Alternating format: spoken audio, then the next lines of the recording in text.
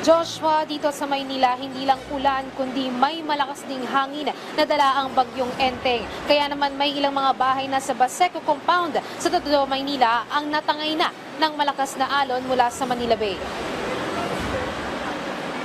Sariwa pa kay Ryan kung papaano tinangay ang bahay nila noong bagyong Karina ng nakaraang buwan. Pero ngayong kakapasok lang ng Setyembre, sinalubong ulit sila ng panibagong problema dahil natangay na naman ang bahay nila dahil naman sa bagyong Enteng. Pero dagdag problema para sa kanya dahil kakapanganak lang umano ng asawa niya ay nangyari pa ang trahedya. Po yung sobrang laki ng alon po, tapos may bahay po na natumba, tapos sa amin po nadamay. May gamit po na salba, pero yung mga gamit po na mga yero, wala po. At isang piraso. Sana po yung makatayo kami ulit ng bahay. Si Ryan, isa lang sa mga residente sa Baseco Compound sa Tondo, Maynila na apektado ng malakas na hangin at alon na dala ng bagyong Enteng at Habagat. Sabi ng mga residente sa lugar, aabot sa 30 bahay na ang tinangay ng malakas na alon at nagsimula ito kaninang pasado alas 8 ng umaga.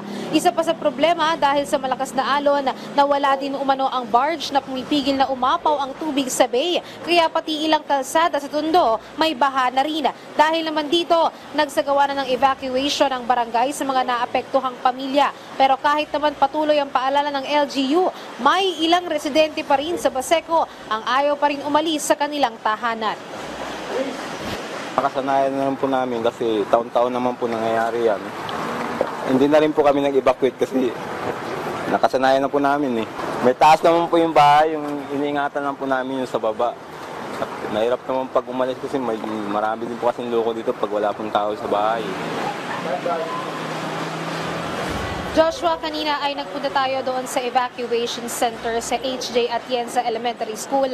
Malapit yan doon sa Baseco Compound at nakita natin na may 29 o 29 na pamilya na nanunuluyan doon at nabibigyan naman sila ng tulong ng Manila LGU. Sa ngayon ay kinukumpirma pa natin yung datos kung ilan talaga yung mga bahay na natangay doon sa may Baseco Compound at inaalam din natin kung patuloy pa rin yung evacuation hanggang sa ngayon pero kanina ay may mga umiikot pa rin ng tauhan ng barangay doon sa lugar. Samantala, Joshua, dahil nga malakas yung hangin dito sa Maynila, kanina ay may tumaob din na poste sa may Rojas Boulevard pero agad din namang naitayo yan ng Metro Manila Development Authority o MMDA. At sa ngayon, konting update lang, patuloy pa rin ang ulan dito pero halos wala na yung malakas na hangin na nararamdaman kaninang umaga. Joshua.